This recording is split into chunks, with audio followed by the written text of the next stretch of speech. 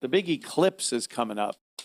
And I was talking about this yesterday, like everyone since the beginning of time has looked at eclipses as some kind of a mystical thing where strange happenings are afoot during the eclipse. It used to freak people out, you know. They didn't know what it was. They thought one of the gods was taking away the sun. Dummies. It's like flat earthers now. Those people are flat earthers. Flat earthers are just as dumb as they were. And how do flat earthers explain eclipses? There's supposed to be a moon and a sun that are relatively close to the disk that is the flat earth, like 4,000 miles up at most. And they spin over the plane on the opposite side. So when the moon is over one half of the plate, the sun is over the other, and it's dark over there and light over there, and they spin like that. If they're constantly doing that, they would never get the opportunity to cross over or under each other and eclipse the other one. So how do flat earthers explain an eclipse? I'm going to guess, and I don't even know this, but I'm going to guess their old standard excuse, refraction. They just bring up words. So how does an eclipse happen, dude? Refraction. What? Yes. Due to conditions in the firmament, the image of the moon is refracted over the sun, even though it's still on the opposite side of the plate, of the earth plate. I bet that's it. One reason I see here, this is for a lunar eclipse, not a solar.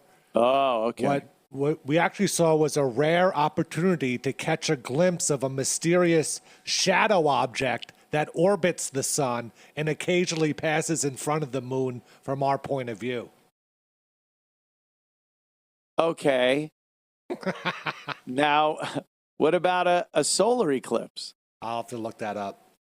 Yeah. So the sun has something that spins around it, and every so often the timing works out and it passes in front of the moon.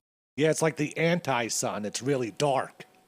Right, and you never see it unless it's passing in front of the moon. Even though it's got to be giant and it's 4,000 miles up, that's it. You still can't see it. It's dark. All right, that makes so much more sense than we live on a sphere and other spheres orbit the sun and us, and sometimes timing will dictate that they will cross paths and the light will cast a shadow on the. That's crazy talk. But a invisible thing that rotates around the flat sun thing that is 4,000. All right. Any info on that solar eclipse? How they explain it? Still reading. Sorry, it's a lot of gobbledygook. There's always gobbledygook with those flat earthers. A lot of gobbledygook. It's insanity.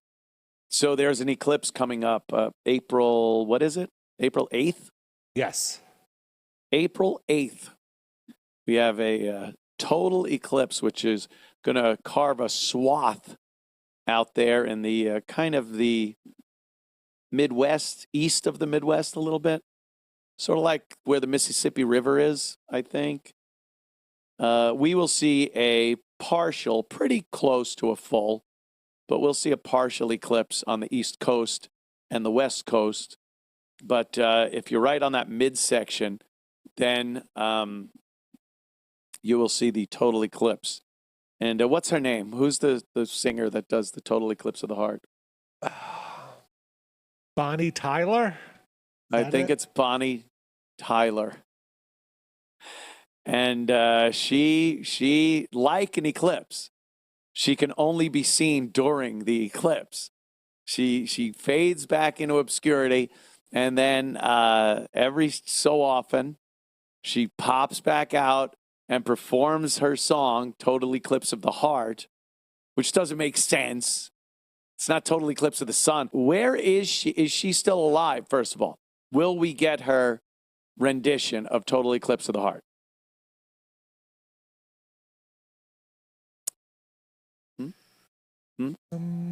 She is still alive, age 72. Oof. So she's 72, and she's probably booked already to play somewhere. Like, that's her night before Thanksgiving. You know, the biggest entertainment evening, they say, where all the bands have to get gigs, and New Year's Eve for comics. That's what she is. The Eclipse is her New Year's Eve for a comic. Every comic plays a New Year's Eve gig. So this one, they drag her out. Total Eclipse of the Heart. And then back into outer space until the timing's right again. Do we have her performing that at an Eclipse event when she was 60-something, I believe was the last time? See if you can find her performing during an eclipse because, like I said, it's her time to shine. It's time for the sun to not shine, and she gets to shine.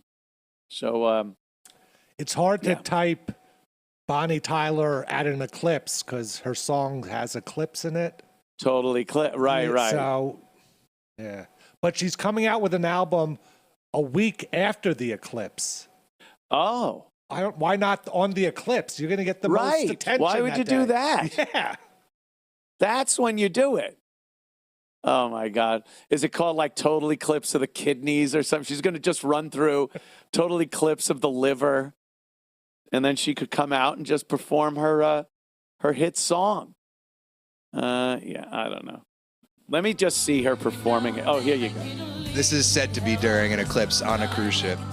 Oh, okay, on a cruise ship, yeah.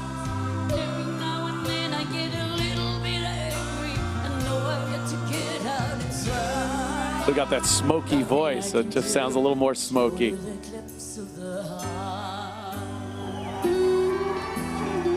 Yeah, look, it's Total Eclipse Cruise. Once upon a time, there was light in my life. Now there's only love in the dark. Nothing I can say, I'm Total Eclipse. Oh my God, Total Eclipse of the Larynx. Yeah. Holy shit. This eclipse, she's going to be singing it through one of those cancer kazoos. Nothing I can do. No limp, no more. Born upon a time, I'm falling in love. Now I'm only born in a bomb. Wowie kazowie. That's rough. It's amazing how many sexy things on a woman turn to complete shit when they get older. That sexy, smoky voice. Really, she sounds worse than Lucille Ball on Here's Lucy. Oh, Viv. Oh, Mr. Moody fired me from the bank. Oh, that's pretty bad. And now you can only imagine that was a few years ago. This latest one, she's got to get out there. If she's releasing an album, she's obviously still singing and whatnot. So Godspeed.